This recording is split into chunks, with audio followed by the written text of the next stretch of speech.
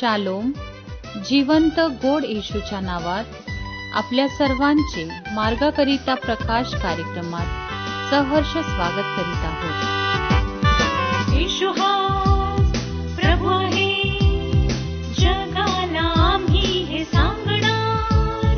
येशू हा मुक्तिदाता, अजाण आहे त्यांना आम्ही सांगणार.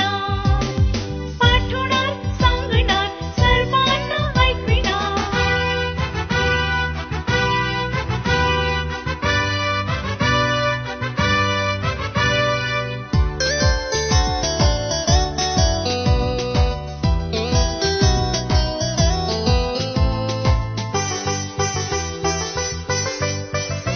कर्माने नाही सांगू आम्ही कृपेने, गावोगावी फिरून सांगू एकतेने. कर्माने नाही सांगू आम्ही कृपेने, गावोगावी फिरून सांगू एकतेने. दयाची संत नम्रतेने कान घेत, येशू हाच एक तारणारा. येशू हाच एक तारणारा. येशू हा प्रभू आहे, जगाला आम्ही हे सांगणार. येशू हा मुक्तिदाता, अजाण आहे त्यांना आम्ही सांगणार. पाठवणार, सांगणार, सर्वांना ऐकविणार.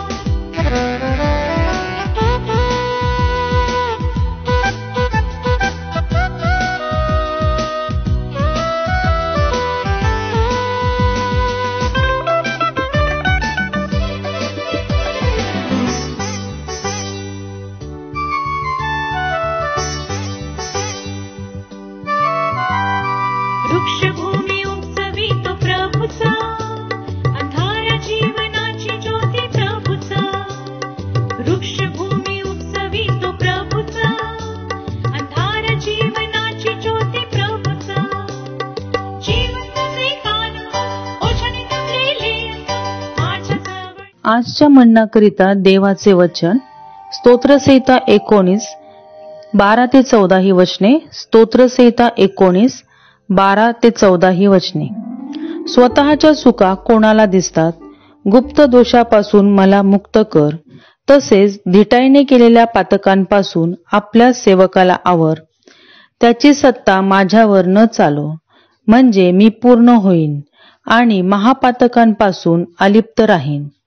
हे परमेश्वरा, माझ्या दुर्गा, माझ्या उद्धारका, माझ्या तोंडचे शब्द व माझ्या मनचे विचार तुला मान्य असोत. प्रभू परमेश्वर या वाचलेल्या वचनांद्वारे आपला आजचा दिवस आशीर्वादित करो. जिवंत देव ख्रिस्त प्रभू येशूच्या प्रेमळ सामर्थ्यशाली नावामध्ये आपणा सर्वांना सलाम. आज स्तोत्र करता आम्हाला 19 स्तोत्रामध्ये खूप सुंदररित्या शिकवत आहे. 12 ते 14 वचन आम्ही वाचतो. स्वतःच्या चुका कोणाला दिसतात, गुप्त दोषापासून मला मुक्त कर.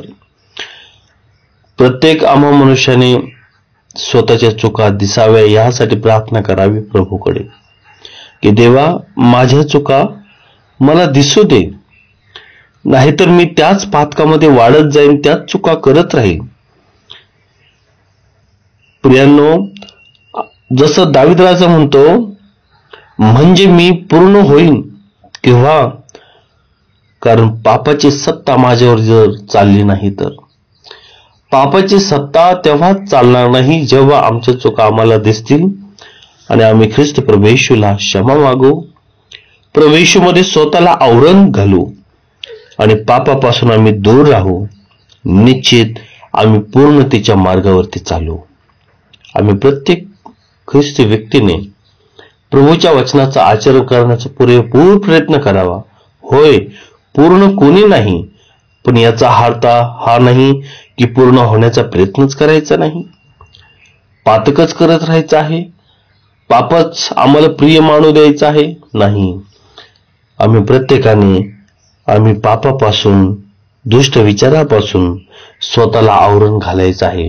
त्यासाठी आमच्या चुका आम्हाला दिसाव्या हे खूप महत्वाचं आहे.